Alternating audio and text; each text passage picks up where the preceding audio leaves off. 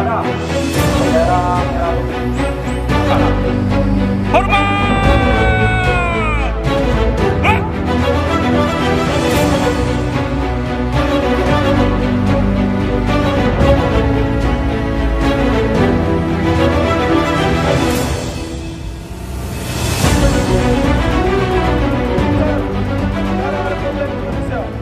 Pada hari ini, tanggal 1 Juni 2024, kita memperingati Hari Lahir Pancasila.